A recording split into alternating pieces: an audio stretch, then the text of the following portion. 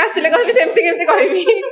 Last hero ମରି ଯାଉଛି ହଁ ସେଇଟା ହିଁ ମନ ଦୁଃଖ ହେଲା ଯେ ହିରୋ ମରିଗଲା। ଯଦି ତାଙ୍କ 4 ଜଣ ସାଙ୍ଗ ମରିଗଲେ ଅଲଗା ତ, ସେ ପୁଣି ପ୍ରମିସ କରିଥିଲେ କି ତାର ଆଉ ଜଣେ ମାନେ ସେ ବୃଷ୍ଟିକୁ ମାନେ ସେଭ କରିବ ବୋଲି, କିନ୍ତୁ ସିଏ ବି ମରିଗଲା। ନା ଚଷମା ପିନ୍ଧିଥିଲି, ମୋ ଫୋନରେ ମୋର ସେମିଷ୍ଟାର ପାଇଁ ଆସିଥିଲା ଏକ୍ସାମ ର ଇଏ ନୋଟିସ, ମୁଁ ସେଇଟା ଦେଖୁଥିଲି ସେତେବେଳେ। ନା ନା ନା ବିଲକୁଲ ବାହାରିନି ମୋର। ନା ନା ମୁଁ ଏକ୍ସାମ ପାଇଁ ଯେତେବେଳେ ସାଙ୍ଗ ସହିତ ମେସେଜରେ କଥା ହଉଥିଲି, ନୋଟିସ ଆସିଗଲା ନା ସେଇଥିପାଇଁ। ଲଢେଇ ନା ନା ଭଲ ଲାଗିଲା। ହଁ ସେ ତ ଚାଇଲ୍ଡ ଆକ୍ଟର ଥିଲେ, ମୁଁ ଦେଖିଛି। ହଁ ହଁ ମଝିରେ ସେ ଯୋଉ ବମ୍ବେରୁ ରିଟର୍ନ ଆସିଥିଲେ, ସେ ତାଙ୍କର ଇଣ୍ଟରଭ୍ୟୁ ହେରିକା ମୁଁ ଦେଖିଛି।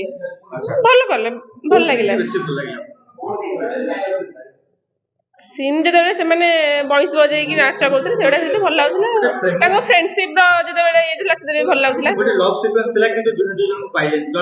ସେଇଟା ମନ ଦୁଃଖ ହେଲା ଯେ ସେମାନେ ଜଣ ମାନେ ସମସ୍ତେ ହିଁ ଦଉଛନ୍ତି ସେଇଟା ଫିଡବ୍ୟାକ୍ କି ମାନେ ହାପି ଏଣ୍ଡିଂ ହେଇପାରିଲାନି।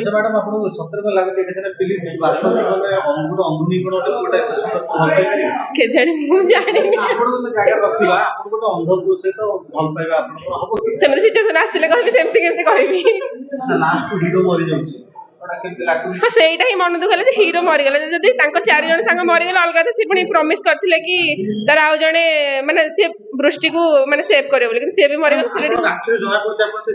ନା ଚଷମା ପିନ୍ଧିଥିଲି, ମୋ ଫୋନରେ ମୋର ସେମିଷ୍ଟାର ପାଇଁ ଆସିଥିଲା ଏକ୍ସାମ ର ଇଏ ନୋଟିସ, ମୁଁ ସେଇଟା ଦେଖୁଥିଲି ସେତେବେଳେ।